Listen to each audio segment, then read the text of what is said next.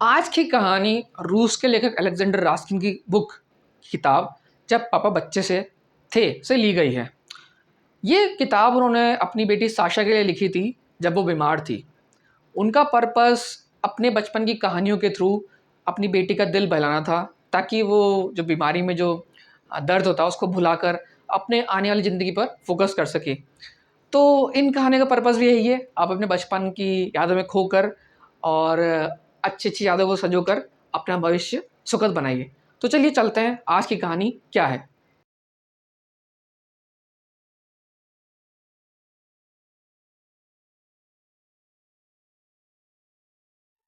जब मेरे पापा बच्चे थे, पापा सिनेमा गए। मेरे पापा जब बच्चे थे, तो उनको सिनेमा यानी कि फ़िल्म देखने नहीं दिया जाता था। उनको परमिशन नहीं मिलती थी। उनसे कहा जाता, "भाई तुम बहुत छोटे हो, अभी बहुत वक़्त है और वैसे भी सिनेमा हॉल में तुम्हारा देखने के लिए कुछ है भी नहीं।" दादा और दादी तो यही कहते थे और इस काम में चाची अपनी बात और जोड़ देती थी।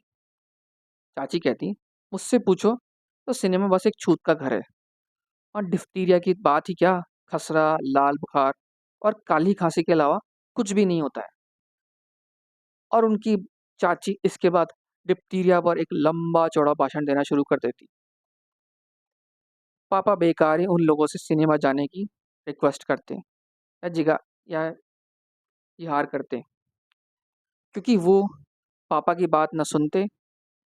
और ये जब पापा कहते कि उनके सारे दोस्त बरसों से सिनेमा जा रहे हैं और ना तो किसी को डिप्टीरिया हुआ, खसरा हुआ, ना लाल बुखार या ऐसी कोई बीमारी उनको लगी।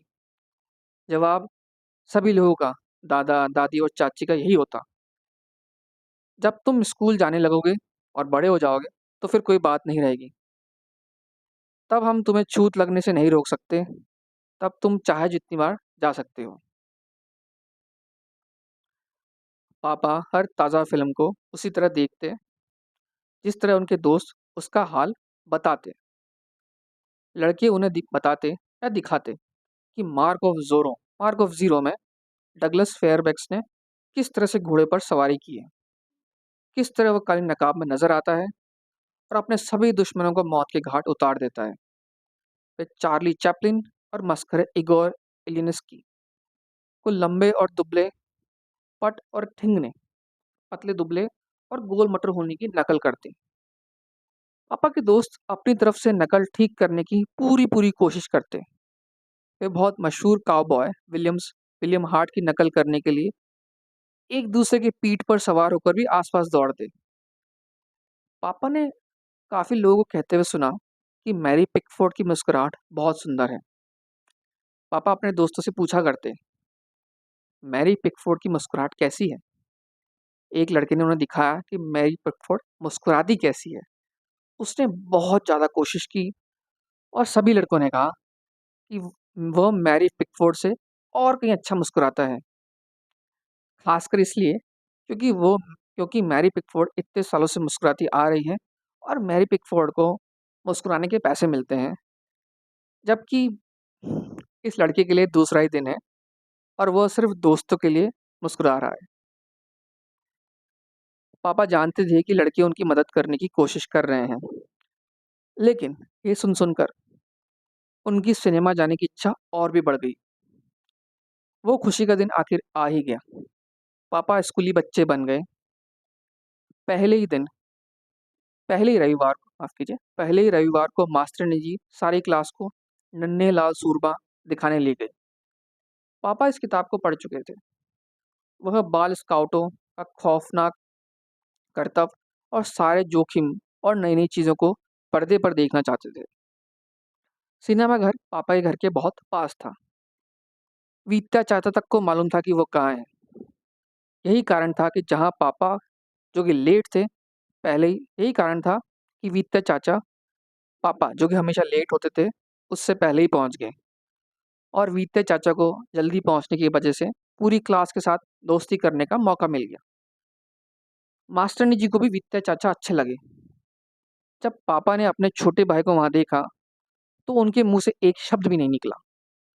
उन्होंने वित्या चाचा का कान पकड़ा और उन्हें घसीट ले गए।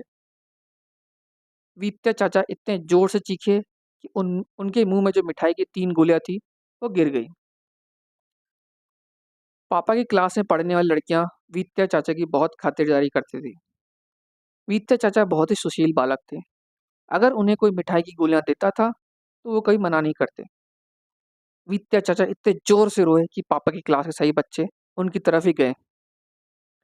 मास्टर जी ने तक ने कहा, इसे अब मेरे साथ आने दो, इसका जिम्मा मैं लूंगी।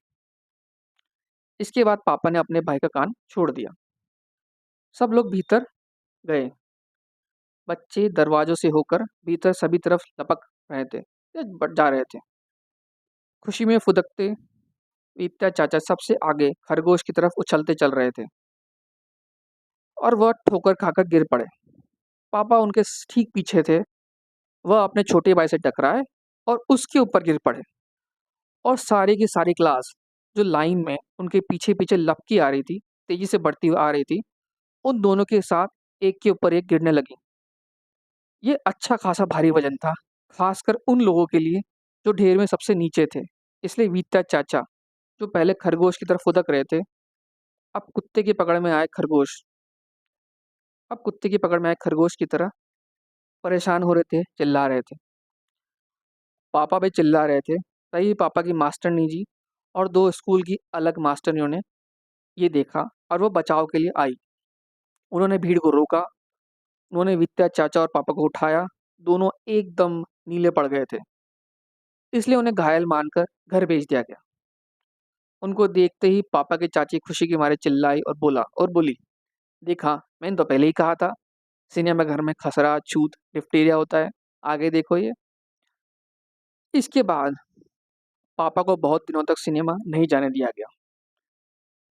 मगर आखिरकार उन्हें जाने दिया गया और उन्होंने सबसे पहले नन्हे लाल सूरमा देखी और उसके बाद जाने कितनी ही फिल्मों को भी देखा।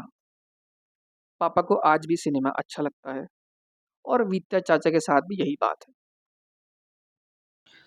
आपको अगर आज की कहानी पसंद आई हो तो इसे दूसरों के साथ शेयर कीजिए। अगर आपके पास भी ऐसा कोई अनुभव है जो आपने इस कहानी को सुनते टाइम महसूस किया तो इसे कमेंट बॉक्स में शेयर कीजिए और आने वाली ऐसी ही कहानियों को सुनने के लिए मेरे चैनल को सब्सक्राइब कीजिए। धन्यवाद।